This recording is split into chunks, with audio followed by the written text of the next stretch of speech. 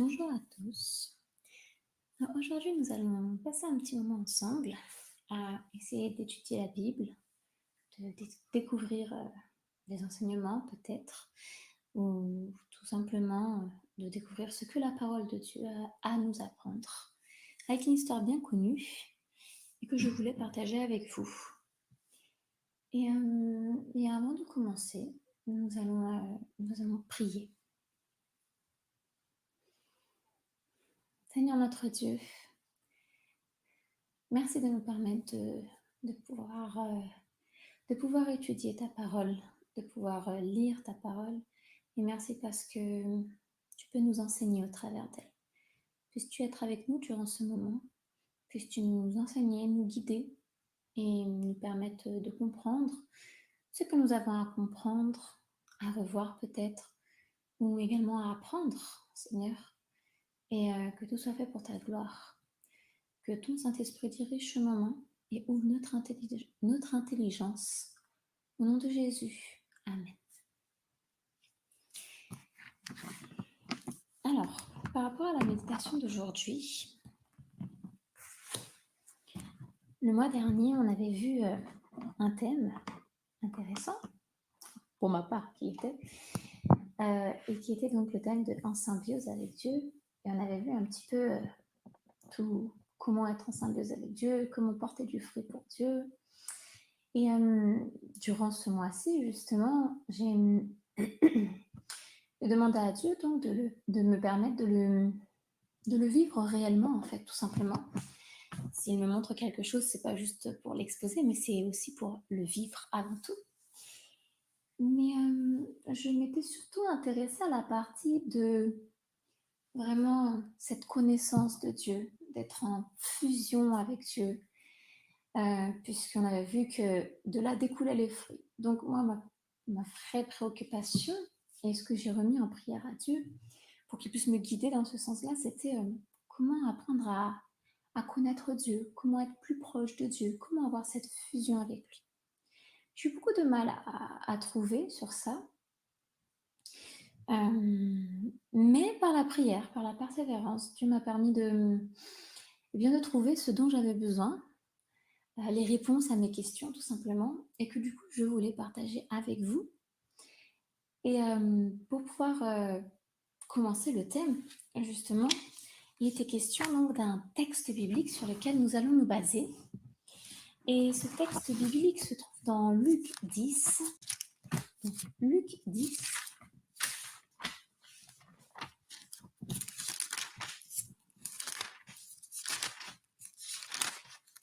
Luc 10, les versets 38 à 42. Donc comme je l'ai déjà dit, c'est une histoire connue. Comme d'habitude, on peut tirer beaucoup de choses de chaque histoire. Et là, on va essayer d'en tirer quelque chose d'intéressant. Pour notre thème, en tout cas. Donc les versets 38 à 42 de Luc 10. Comme Jésus était en chemin avec ses disciples, il entra dans un village, et une femme nommée Marthe le reçut dans sa maison. Elle avait une sœur nommée Marie, qui s'étant assise aux pieds du Seigneur, écoutait sa parole. Marthe, occupée à divers soins domestiques, survint et dit, « Seigneur, cela ne te fait-il rien que ma sœur me laisse seule pour servir? Dis-lui donc de m'aider. » Le Seigneur lui répondit, « Marthe, Marthe, tu t'inquiètes et tu t'agites pour beaucoup de choses. Une seule chose est nécessaire. Marie a choisi la bonne part, qui ne lui sera pas ôtée. » Donc, pour recontextualiser un petit peu, tout comme la dernière fois, ce n'est pas une parabole, c'est une histoire vraie, c'est une anecdote de la vie de Jésus. Et là, entre autres, les personnages principaux, si on peut dire, reste Jésus, mais ça va être l'histoire entre Marthe et Marie. Et donc, comment dire, Jésus est invité chez Marthe avec ses disciples, et Marthe, en tant que hôtesse, eh bien, elle est affairée, nous dit le texte biblique. Elle fait les soins domestiques. Et c'est normal, j'ai envie de dire, lorsqu'on reçoit un invité, eh bien, on l'accueille, en fait, tout simplement. Après tout, elle reçoit Jésus chez elle. Et on sait qu'il n'est pas seul, il est là avec ses disciples. Donc, nous savons qu'il y a 12 disciples avec Jésus, avec Marthe, Marie, au moins 15 personnes, et peut-être même qui ne sont pas citées. Nous savons que Marthe va devoir fournir à manger au moins pour 15 personnes. Peut-être même assurer le toit, on ne sait pas. En tout cas, elle a des choses à faire. Et qui dit nourrir au minimum 15 personnes va dire également qu'il va falloir ensuite, premièrement, préparer tout ça, mais également ranger, nettoyer, et également s'assurer que bien tout le monde dispose de ce dont il a besoin. Et n'oublions pas aussi que l'invité principal est Jésus. Mais voilà, au lieu de continuer à faire ce qu'elle fait, bien elle est seule en fait, finalement. Et au lieu d'aller voir sa sœur, en tout cas le texte ne nous en parle pas. Donc au lieu d'aller voir sa sœur en privé, ou peut-être a-t-elle essayé de faire des petits signaux à sa sœur selon où est-ce qu'elle était située, que peut-être Marie n'a pas remarqué. Et donc finalement, Marthe va se retrouver à aller voir directement Jésus. Et pour dire tout simplement à Jésus, voilà, elle va avoir besoin d'aide, quoi. Et on peut dire que c'est normal, c'est légitime. Après tout, c'est sa sœur. En plus, les coutumes de l'époque veulent que c'était plutôt les femmes qui géraient ce genre de choses. S'il n'y avait pas de domestique ou si peut-être elle préférait elle-même le faire, on ne sait pas exactement. En tout cas, elle va s'adresser à Jésus en lui demandant de faire comprendre à Marie eh bien, qu'elle doit venir l'aider. Et ce qui est étonnant dans cette histoire, c'est que Jésus ne va pas reprendre Marie, il va la reprendre elle. Alors, quand je dis il va la reprendre à la manière de Jésus, c'est-à-dire doucement, gentiment, mais sûrement, il lui rappelle que Marie, elle, a choisi la bonne part. Alors si on part dans le principe peut-être d'un Jésus macho, d'un Jésus traditionnel, donc qui aurait simplement respecté la coutume ou les traditions de l'époque, c'est-à-dire qu'une femme n'a pas sa place de venir s'asseoir et écouter, mais que sa place était de faire des choses, de préparer pour les invités, eh bien, nous, on n'a pas affaire à ce Jésus-là, en fait. On a affaire à Jésus qui est le Fils de Dieu, Dieu qui est amour. Par conséquent, Jésus aussi est amour. Et donc, son Fils, Jésus, le Fils de Dieu, va donner raison à Marie. Alors, je ne suis pas là pour parler du féminisme aujourd'hui, bien évidemment, mais je pense que Jésus a dû en étonner plus d'un ce jour-là, chez Marthe. Parce que ce n'était pas la réponse, si on peut se permettre de dire, conventionnelle. Et puis, après tout, Jésus n'est pas très conventionnel sur beaucoup de points concernant les traditions. Alors, c'est pour autant, du coup, que même Marthe n'aurait dû rien faire. Je ne pense pas à ce stade-là, puisqu'il fallait bien que quelqu'un fasse quelque chose. Mais comment dire que la façon dont toute la scène se passe, lorsque Jésus va donc reprendre Marthe, eh bien, il va le faire simplement parce qu'il va essayer de lui enseigner quelque chose. Et on sait que puisque les disciples sont autour, il veut également apprendre quelque chose aux disciples. Et par extension, peut-être aux personnes qui sont présentes.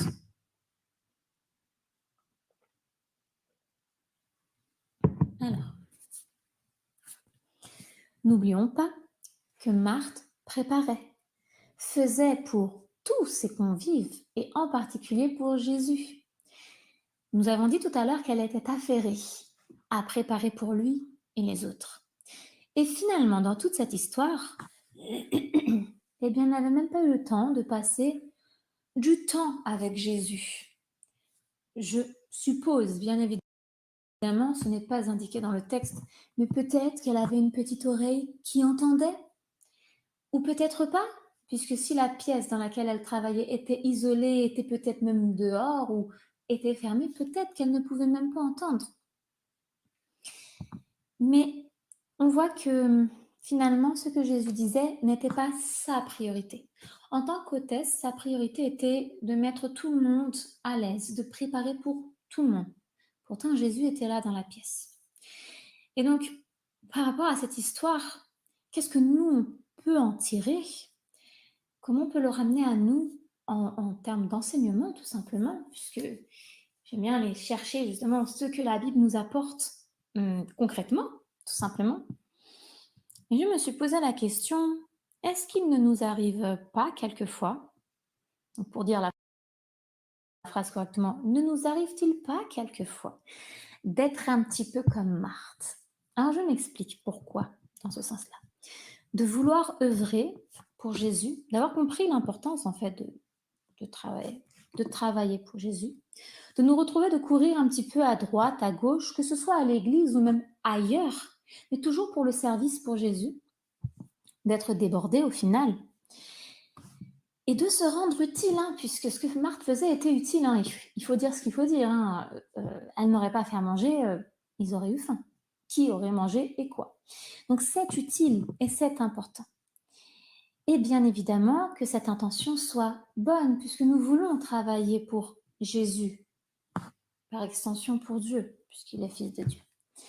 Mais, et je dirais mais, dans toute cette énergie déployée, dépensée, finalement, de ne même pas prendre le temps d'écouter, ou comme Marie, de s'asseoir aux pieds de Jésus, mais d'être trop affairée. Et que finalement, bien que œuvrant pour Jésus, bien notre priorité n'est pas Jésus, mais plutôt le service pour Jésus, pour Dieu. Et comprenez-moi bien.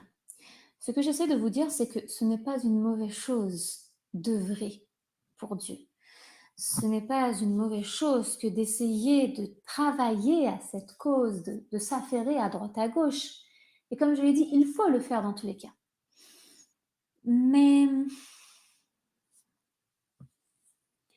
je dirais que Jésus, dans ce texte, va nous rappeler que la bonne part, c'est d'être au pied de Jésus. Et c'est là, finalement, où je voudrais l'associer ensemble, c'est que l'un ne va pas sans l'autre. Un peu comme ce qu'on parlait là, le mois dernier, les deux vont de pair ensemble. D'être assis au pied de Jésus, mais également d'œuvrer pour Jésus. Maintenant, on va voir un petit peu comment faire dans ces cas-là. Parce qu'on ne peut pas non plus être que assis au pied. Et si on doit travailler, à quel moment on se lève? Comment on fait quoi? Mais je pense que si on revient un petit peu à ce principe que Marie était assise à ses pieds, donc c'est-à-dire très très proche. Elle aurait pu être peut-être sur la chaise un peu plus loin, peut-être posée à 2-3 mètres plus loin, on ne sait pas. En tout cas, elle est là à ses pieds le plus près possible. Eh bien, ça doit nous apprendre, nous, que Marie aimait passer du temps avec Jésus. Et quand elle passait du temps avec Jésus, que faisait Jésus? Jésus parlait à ses disciples, Jésus enseignait ses disciples, et Jésus était là, il était auprès d'elle, mais je dirais que en l'écoutant parler, Marie apprenait à connaître Jésus. Elle apprenait à savoir qui était cet homme. Quelle était sa mission? Puisque Jésus l'annonçait à beaucoup de reprises. Et elle apprenait encore plein d'autres choses. Et je dirais que finalement, Jésus nous demande donc de le mettre, lui, en priorité. N'oublions pas que lorsque nous œuvrons pour Christ, nous devons également partager Christ. Comment pouvons-nous partager Christ si nous ne savons pas qui il est? Si nous ne prenons pas le temps, comme Marie, de nous asseoir à ses pieds? D'ailleurs, petite anecdote, mais Jésus avait sûrement des plats préférés. Donc, pareil, comment lui faire son plat préféré sans avoir posé la question à Jésus? Donc, c'est dans ce détail-là de se dire que connaître Jésus et retransmettre. Aujourd'hui, on ne va pas parler de ça, non, on va parler de ce que Jésus a fait en tant que tel. Mais à l'époque, c'était du concret. Il était là, il vivait avec elle, il venait les voir. Donc, et c'est pour ça que je dis de le mettre en priorité, de le connaître d'abord avant de le partager. Parce que si nous ne passons pas un petit moment avec lui, eh bien, nous ne pourrons pas le connaître. Et également, ce n'est qu'en connaissant Jésus, eh bien, tout simplement, que nous pourrons œuvrer plus efficacement pour lui, et non l'inverse. On pourra œuvrer, on pourra être efficace, mais je dirais pas combien on aurait dû vraiment être efficace.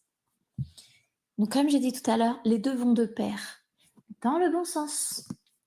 Alors aujourd'hui, on va essayer de voir donc comment nous, hommes, femmes, modernes, et pourquoi je dis moderne? Parce que je dis que nous ne sommes pas à l'époque de Jésus, nous sommes près de 2000 ans après, et que Jésus n'est plus physiquement sur terre comme il était à l'époque de Marthe et Marie. Jésus est mort, ressuscité, retourné auprès de son Père, et donc nous savons qu'il nous a laissé son Saint-Esprit. Mais dans cette image de se mettre aux pieds de Jésus, comment nous pouvons le faire?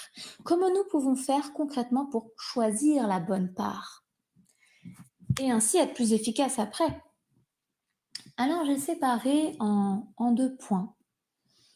Deux points, je pense qu'on peut peut-être ajouter deux points, mais aujourd'hui en tout cas, on va voir deux points. Et on va essayer de s'arrêter sur ces deux points-là. Le premier, ça va être donc, premièrement, d'apprendre à connaître qui est Jésus. Et deuxièmement, communiquer avec lui. N'oublions pas que Marie, en écoutant Jésus, apprenait à connaître Jésus. Mais lorsqu'elle écoutait Jésus, elle devait sûrement avoir des questions. Et à un moment donné, elle commençait à parler avec Jésus. Donc, concernant de connaître qui est Jésus, comment apprend-on à connaître qui est Jésus? Je dirais que l'endroit où on parle de Jésus, premièrement, puisque Jésus n'est plus là physiquement, nous savons que l'endroit où on parle de Jésus, bien c'est la Bible. Dans la Bible, nous avons les histoires de Jésus, la vie de Jésus. Nous avons 4 évangiles qui nous racontent des parties de sa vie, puisque l'un des évangélistes lui-même le dit, si on avait commencé à noter tout ce que Jésus avait fait, ça ne rentrerait même pas dans un livre. Et donc, eux nous ont donné des expériences, des miracles, des témoignages, des anecdotes aussi de sa vie sur lesquelles on peut s'appuyer pour apprendre à découvrir déjà un petit peu le caractère, le personnage aussi de Jésus, également ses idéaux, puisque, comment dire, tout est décrit dedans. Dans sa façon de parler, Jésus exposait beaucoup de choses pour que justement ça puisse être compris. Donc premièrement, de s'arrêter à ce point-là, que si on veut savoir qui est Jésus, eh bien de lire la Bible. Il y a des livres qui parlent sur Jésus, on peut également se servir de ça, mais moi je vais vraiment m'arrêter aujourd'hui que à la Bible. Si vous avez envie de lire des livres concernant la vie de Jésus, concernant Jésus, moi je vous invite à remettre ça en prière et que Dieu puisse vous inspirer, puisqu'il y a des très très bons livres. Mais nous, on va rester sur le principe de vraiment la Bible, puisque dans la Bible, je pense qu'il y a vraiment l'essentiel dont on a besoin. Et donc, le problème, c'est que dans notre monde moderne, lire la Bible, c'est un peu compliqué. Moi-même, jusqu'à il y a 5 ans, j'avais beau avoir grandi avec une Bible dans les mains, savoir trouver les chapitres, les références que je voulais, me dire que maintenant il faut que je m'assoie pour lire ma Bible en dehors de l'église, du début de sabbat, du fin de sabbat, de la fin de sabbat, et peut-être un ou deux autres endroits ponctuellement, avec tout ce qui est proposé dans le monde, j'ai envie de dire que c'était pas très attrayant. Ou quand je commençais, ça m'embêtait un peu. J'ai même essayé de commencer de la lire entièrement, et puis comme beaucoup de gens, je me suis arrêtée à Genèse parce que il me semble quand je suis arrivée aux généalogies et tout ça, à un moment donné où ça devenait lourd. Et le problème, c'est que je faisais ça par moi-même. J'ai essayé d'aller connaître, d'aller lire, et j'avais même pas réellement compris la notion. Et jusqu'à il y a récemment, où je me rappelle avoir dit, Seigneur, il faut que je lise ta parole, mais je n'ai pas envie. Ça ne m'attire pas. De temps en temps, c'est bien, mais voilà, j'arrive pas à la lire plus que ça.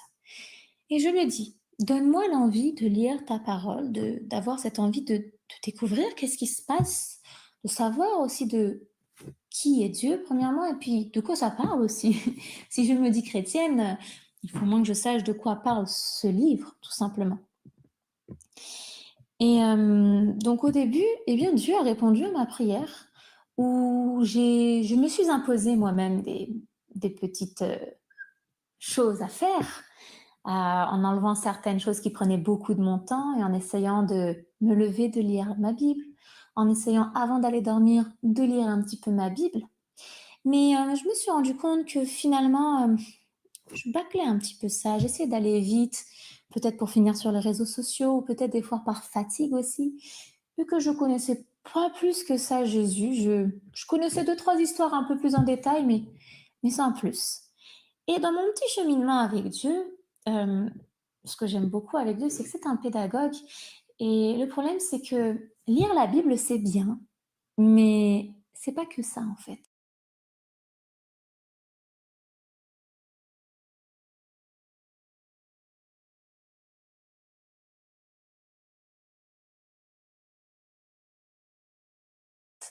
C'est pas avec que lire la Bible qu'on va pouvoir progresser dans cette connaissance. On va rester sur, on va dire, un peu la surface, si on peut dire. Et donc Dieu m'a permis de comprendre au fur et à mesure par des messages que j'ai entendus, par même des textes bibliques qui en parlaient, que il ne suffisait pas juste de lire, mais il fallait également la méditer. Et méditer, c'est autre chose, c'est prendre le temps de s'arrêter, de lire, de réfléchir, d'y penser même peut-être plusieurs fois dans la journée. Et là, c'est vraiment très récemment, puisque c'est très récemment que Dieu m'a amené sur ce point-là. Il m'a fait comprendre que il faut méditer. Il faut que tu prennes le temps de découvrir réellement les trésors de ce livre. Alors, il y avait deux petits textes que je vais vous amener à lire, puisque bon, j'aime bien me servir de base biblique. Le fameux psaume 1, le psaume 1, versets 1 à 3. Heureux l'homme qui ne marche pas selon le conseil des méchants, qui ne s'arrête pas sur la voie des pécheurs et qui ne s'assied pas en compagnie des moqueurs, mais qui trouve son plaisir dans la loi de l'Éternel et qui la médite jour et nuit. Il est comme un arbre planté près d'un courant d'eau, qui donne son fruit en sa saison et dont le feuillage ne se flétrit point. Tout ce qu'il fait lui réussit. Il est question vraiment d'avoir le plaisir dans la loi de l'Éternel, de la méditer jour et nuit et d'être finalement un arbre, comment dire, un arbre qui soit un bon arbre puisqu'il est planté près d'un courant d'eau. Alors je ne vais pas expliquer ce texte aujourd'hui, mais on va juste se servir de ce texte pour également aller chercher Josué 1. Donc Josué 1, le verset... Alors tout le chapitre est très intéressant de Josué 1, et moi je vais m'arrêter qu'au petit verset 8, parce que c'est Dieu qui s'adresse à Josué directement, qui était le leader du peuple après la mort de Moïse. Donc il lui donne des instructions comment leader ce peuple. Et donc il va lui donner des encouragements, il va le fortifier. Et donc, et au verset 8, pardon, eh bien il va lui dire que ce livre de la loi ne s'éloigne point de ta bouche, médite-le jour et nuit, pour agir fidèlement selon tout ce qui est écrit. Car c'est alors que tu auras du succès dans tes entreprises et alors que tu réussiras. Alors on voit qu'il y a deux textes où il est justement question de succès dans les entreprises, réussite.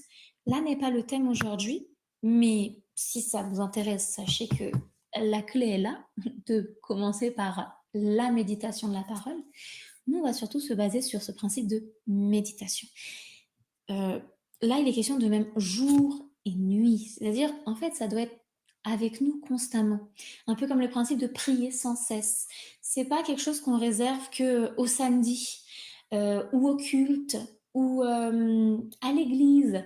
Mais c'est quelque chose que Dieu veut que nous appliquions tout le temps. Alors Dieu sait également que nous avons des obligations dans notre vie. Et donc, comme j'ai dit tout à l'heure, on ne peut pas finalement être comme Marie toute la journée au pied de Jésus. Mais il faut s'arrêter d'abord, prendre ce petit temps pour continuer et après, s'il faut, même réfléchir en continuant. Donc, prendre le temps de lire un texte, de sortir de lui des instructions. Qu'est-ce que ce texte m'apporte? Est-ce qu'il y a des choses à suivre dedans? Qu'est-ce qui s'est passé à ce bonhomme dedans, là, ce personnage? Qu'est-ce qu'il a vécu? Est-ce que moi, je peux en tirer quelque chose? Est-ce que je peux l'imiter?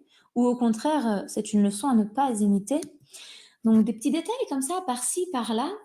Et également, en général, comment le caractère de Dieu y est révélé dedans. Ça demande du temps. Et c'est pour ça que, alors moi, au début, je le faisais quand j'étais reposée, quand les enfants étaient prêts et que j'avais un petit moment en me disant, bon, bah, maintenant j'ai du temps. Et à nouveau, Dieu m'a fait comprendre que c'est lui la priorité. Donc, c'est par lui que ça doit commencer avant de faire toutes mes affaires. Et donc, à nouveau, récemment, j'ai modifié un petit peu tout ça en me disant, eh bien, tant pis si je perds peut-être 1 ou 2 heures de sommeil.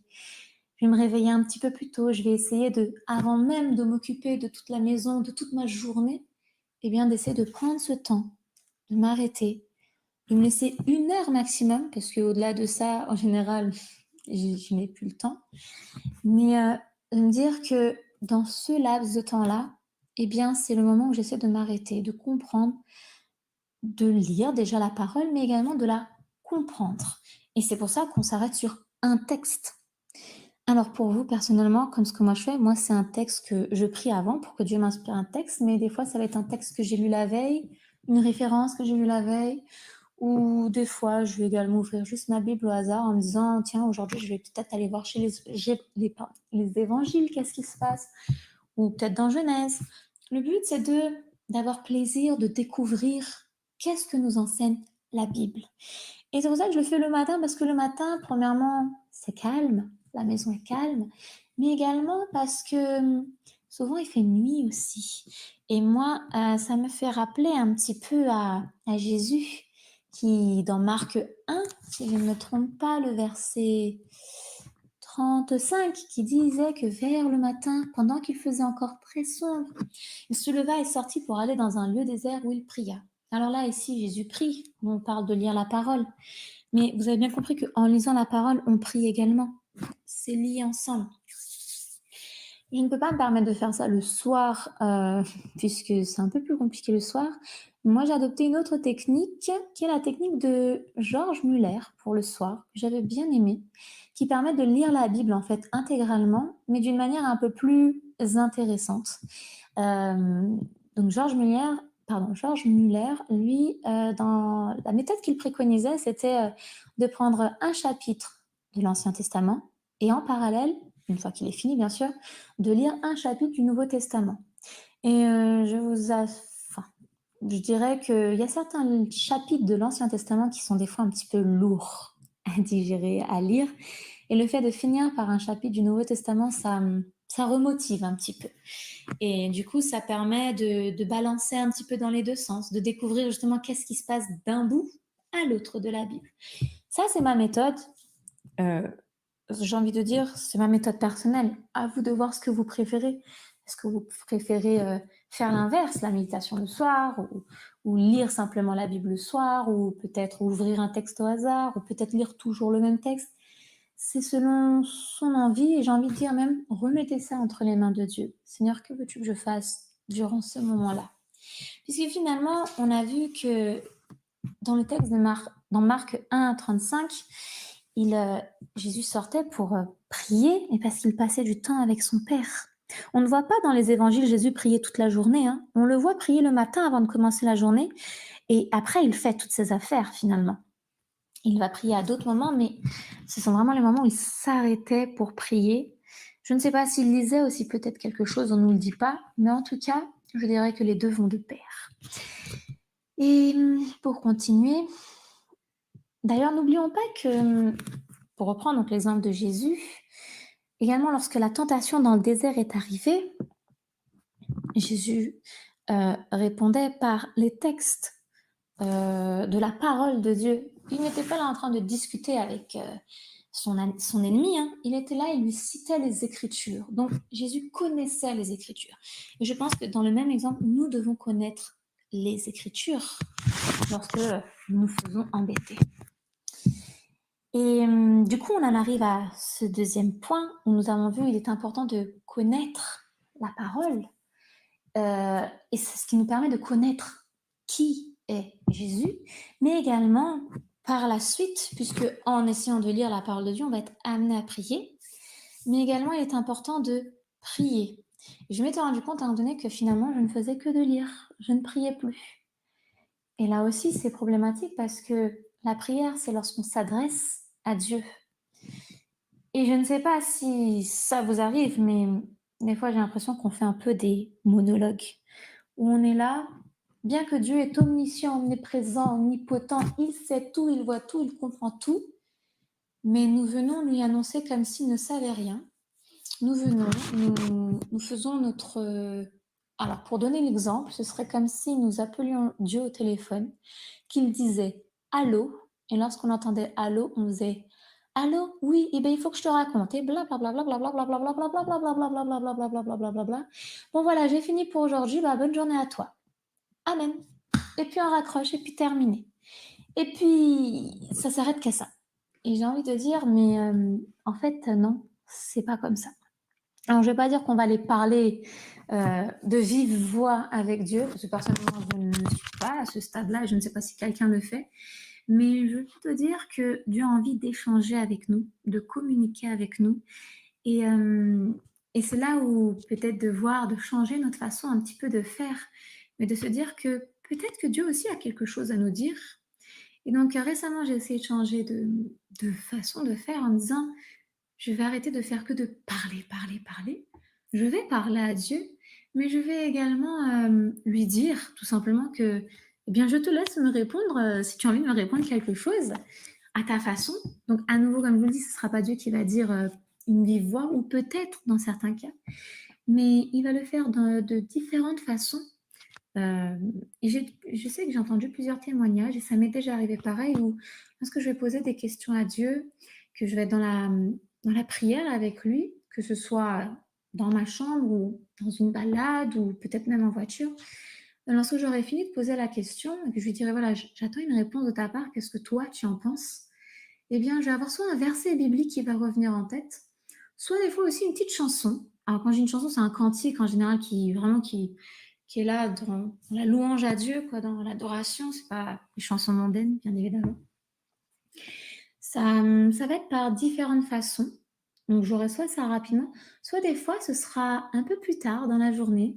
Eh bien, quelqu'un qui viendra me répondre précisément à ma question, ou si je vais écouter des prédications, ou si je vais écouter telle et telle chose, j'aurai mes réponses aussi. Et je me rappelle avoir dit à plusieurs reprises à mon mari, tiens, on dirait qu'il a entendu ma question, celui-là, c'est incroyable.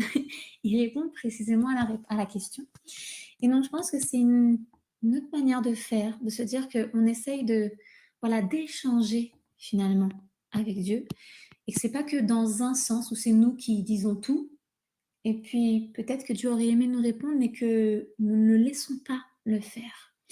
Et ça revient au principe tout simplement que c'est pour ça que c'est important de prendre du temps, de méditer la parole, de prier, parce que tout ça, en fait, ce sont moi j'appelle ça des rendez-vous avec, avec Jésus. Comme je vous disais, au début, j'avais un petit peu de mal à me lever, mais maintenant que je me dis que j'ai mis mon réveil pour me mettre en tête à tête avec Jésus, pour me dire qu'est-ce qu'il veut m'enseigner ce matin, et également pour, une fois avoir fini ma méditation, quand je prends ce moment de prière, me dire que je vais lui dire des choses, je vais lui remettre ma journée entre les mains, mais également je veux me mettre à sa disposition pour que lui puisse également peut-être, comment dire, communiquer à sa façon ce qu'il a envie de me dire. Et, euh, et c'est une autre façon de voir les choses. Et je découvre encore tout juste, parce que ça fait pas très longtemps que je fais ça. Mais comment dire, et peut-être que des personnes le font depuis bien plus longtemps que moi, pour avoir entendu des témoignages. Mais en tout cas, quand on commence à faire ça, Dieu ne fait pas la sourde oreille. Dieu prend le temps vraiment de nous répondre. Et même quand il y a des matins où c'est compliqué, ou que mes yeux se ferment parce que la journée a été trop compliquée la veille et que mais je voulais me lever à cette heure-là précisément pour pouvoir avoir le temps, je sais que ça m'arrive de dire pardon Seigneur, je suis fatiguée, mais je veux passer du temps avec toi. Et je pense que, et je suis même sûre que Dieu apprécie ça. Parce qu'il voit qu'il y a un effort derrière. C'est pour ça que je dis ça. Il y a le texte de Apocalypse 3, 20 qui nous dit « Voici, je me tiens à la porte et je frappe. Si quelqu'un entend ma voix et ouvre la porte, j'entrerai chez lui, je souperai avec lui et lui avec moi. » Donc Jésus frappe à la porte de notre cœur il veut rentrer, mais pas juste pour nous regarder, il veut rentrer pour manger avec nous. Et je ne sais pas quelle idée du repas vous avez, vous, quand vous le prenez avec quelqu'un, en tout cas.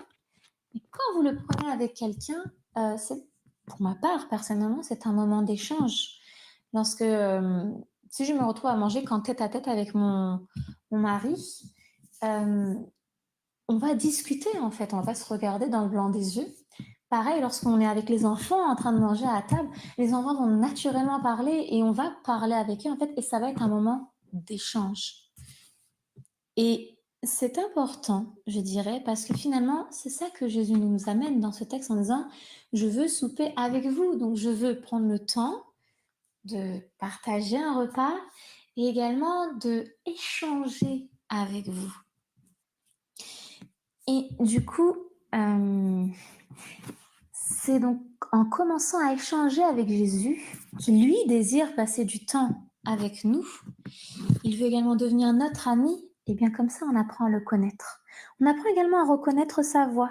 Et comme j'ai dit tout à l'heure, c'est pas forcément la voix audible, mais en apprenant à savoir qui est Jésus, quel est son caractère, eh bien on arrive un peu à se situer le personnage. Et lorsqu'on est confronté à des décisions ou à des événements un peu particuliers, et on doit se dire comment je dois réagir maintenant, et on se dira plutôt que ferait Jésus à ma place, on a un petit peu plus l'idée en tête. Et n'oublions pas que lorsque nous commençons un petit peu tout ça, et je l'ai personnellement vécu, lorsque vous commencez à essayer de vous rapprocher de Dieu, d'essayer de le connaître davantage, ce sont des journées compliquées derrière. Hein. Eh bien parce que tout simplement, il y en a un qui n'est pas content. Et notre ennemi n'est tellement pas content qu'il va vous rappeler que vous êtes pécheur. Il va faire sortir un peu cette nature mauvaise pour dire que regarde, tu essaies de t'approcher de Dieu, mais tu n'es même pas digne de t'en approcher. Et c'est vrai que les premiers jours, je me disais, mais attends, je prie et en attendant, je suis en train de m'énerver à cause de quelque chose, mais qu'est-ce que c'est que ça? C'est quoi tout ça? Et quand j'ai compris ça, j'ai fait, mais je ne peux pas céder à ce panneau. Je ne peux pas tomber dans ce piège, en fait, puisque je suis pécheur. Jésus le sait et Jésus m'attire à lui, justement. Et Satan, notre ennemi, lui, va jouer dessus en disant, mais justement, tu te prends pour qui à t'approcher de lui? Et donc, c'est pour ça que nous devons nous rappeler que Jésus a vaincu la mort. En mourant à la croix, en ressuscitant, il a vaincu la mort. Et que Satan, eh bien, il a comment ça s'appelle? Il a un compte à rebours, en fait. J'écoutais un pasteur qui disait que lorsque votre ennemi vient vous rappeler que vous êtes indigne, que vous êtes trop pécheur, que vous faites trop des mauvaises choses, eh bien, rappelez-lui que, tiens, vous sentez une odeur de barbecue un petit peu là, et que ça vient du lac de feu qui est préparé pour lui et ses anges, et que vous avez déjà la victoire en Jésus. Parce que le texte dit, je puis tout en Christ qui nous fortifie. Nous n'avons pas la victoire par nous-mêmes. Et c'est là où justement, lui va appuyer sur ses défauts, mais Dieu va laisser ça pour justement travailler ce caractère en nous. Parce qu'à un moment donné, on va se dire, il faut que j'arrange, alors qu'il va te dire simplement, regarde à Jésus. Comme le dit la chanson, fixe les yeux sur Jésus. Apprenons à connaître qui est Jésus. Et il y a pas mal de témoignages comme ça où des personnes, à force de lire, de méditer, d'apprendre à connaître qui était Dieu, naturellement de même, ont laissé des choses et ne s'en étaient même pas rendu compte. Et ça, c'est le témoignage d'un pasteur qui disait, j'avais affaire à des personnes qui avaient découvert Dieu, mais qui enchaînaient cigarette sur cigarette sur cigarette sur cigarette. Il n'osait pas leur dire d'arrêter parce que les personnes étaient comme ça. Mais il leur a donné par contre cette envie de lire la Bible, de connaître Dieu. Et ces personnes ont réellement commencé à lire, méditer, à essayer de comprendre tout ça. Et à un moment donné, il est venu les voir en leur disant, mais dites-moi, est-ce que Parce que du coup, elles ont voulu aller à l'église, il les a emmenées à l'église, et les personnes sont restées à l'église. Et puis, à un moment donné, il y a quelque chose qui avait changé en eux. Et ce pasteur est venu les voir en disant, dites-moi, est-ce que quelqu'un de l'église vous a demandé d'arrêter de fumer? Alors ce couple s'est regardé, a dit, quoi? De quoi tu parles? Il fait, mais sans vous blesser, mais est-ce que quelqu'un vous a demandé d'arrêter de fumer? Parce que moi, je ne vous en ai pas parlé et tout ça. Et ce couple lui a répondu, il a fait, non, personne n'est venu nous voir. Il fait, vous êtes sûr? Il fait, oui, oui, sûr et certain. Il fait, mais alors pourquoi vous avez arrêté de fumer? Et c'est là où le couple s'est regardé et dit, c'est vrai qu'en fait, on ne fume plus. Et à force d'essayer de méditer, de découvrir qui était Dieu, ils ont en fait, naturellement, j'ai envie de dire, lâché en fait, au fur et à mesure, la cigarette.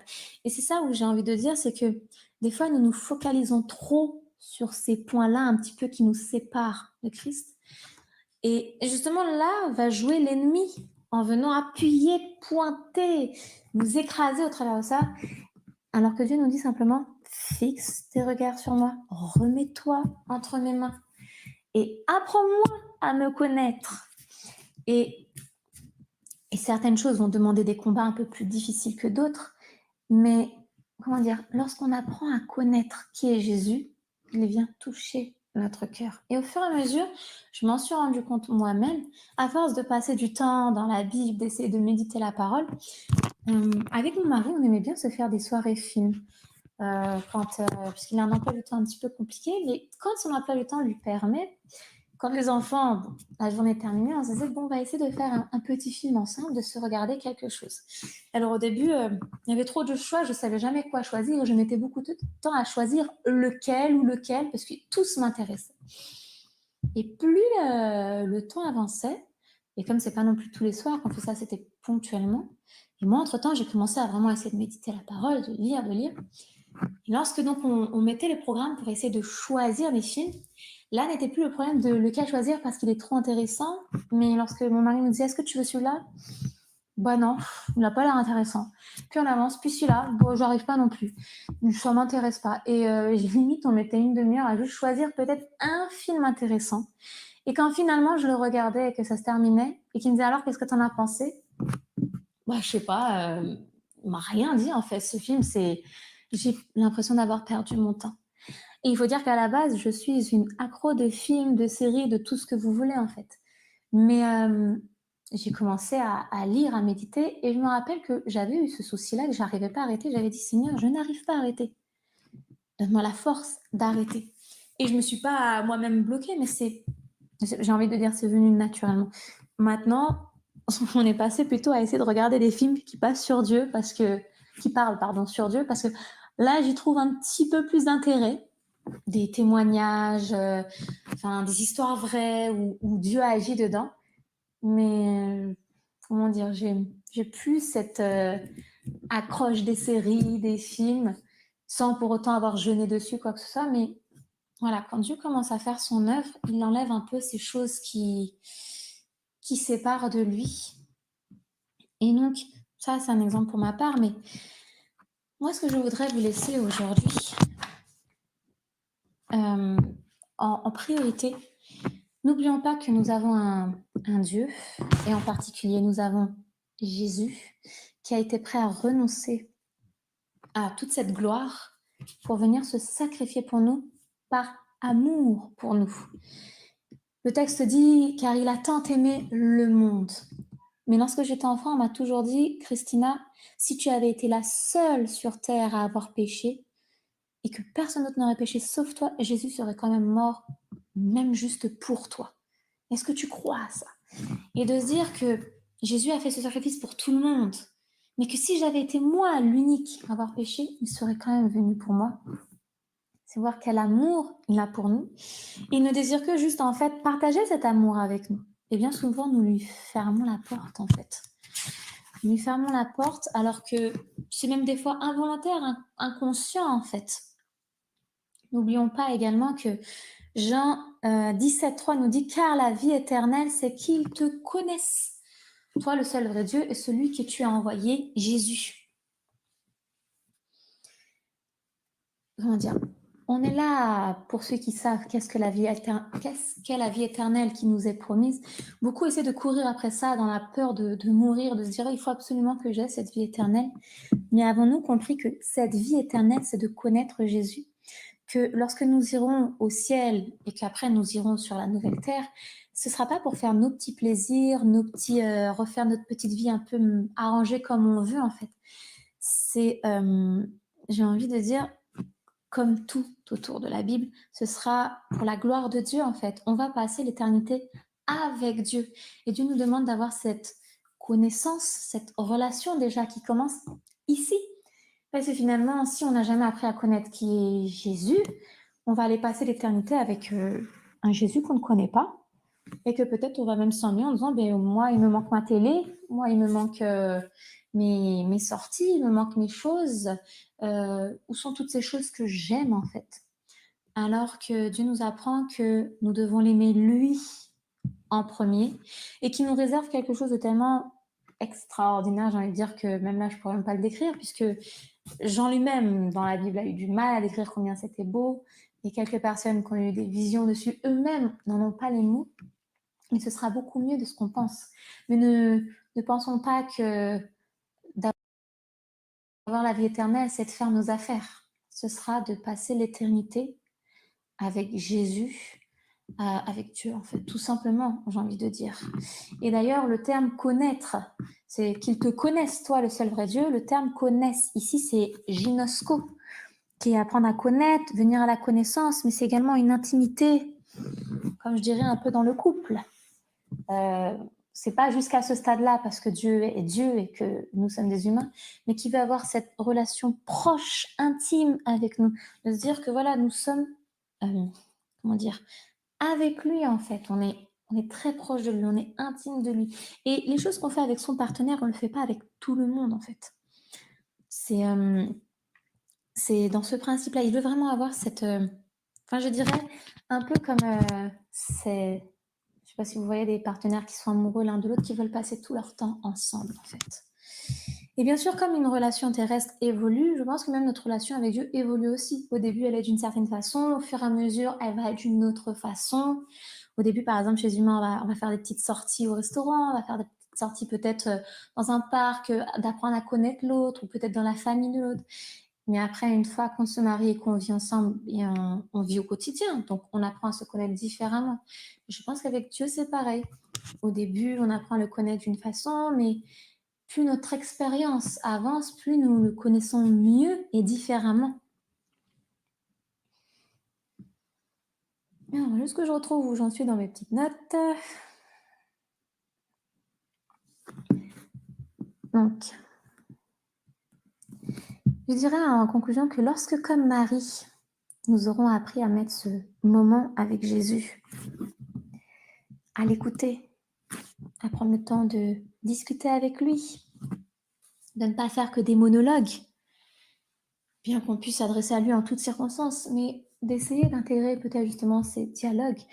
Et quand on ne sait pas le faire, Seigneur, j'aimerais mettre en place des dialogues avec toi. Inspire-moi. Comment faire pour avoir justement cette relation avec toi? Eh bien, lorsque ça, on le mettra en priorité, lorsqu'il sera devenu notre ami, notre intime, notre tout, si on peut dire, eh bien, nous pourrons, avec ces instructions, œuvrer comme Marthe plus efficacement et ne plus nous fatiguer et ne plus peut-être finalement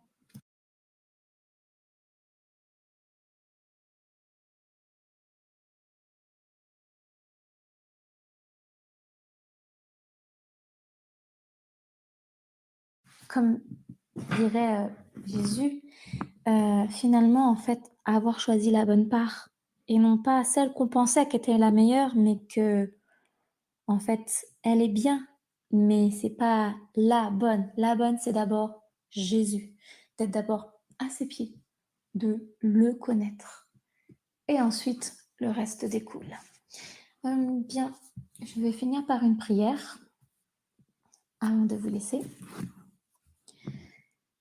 Seigneur notre Dieu, merci pour ce petit moment d'étude que nous avons pu avoir.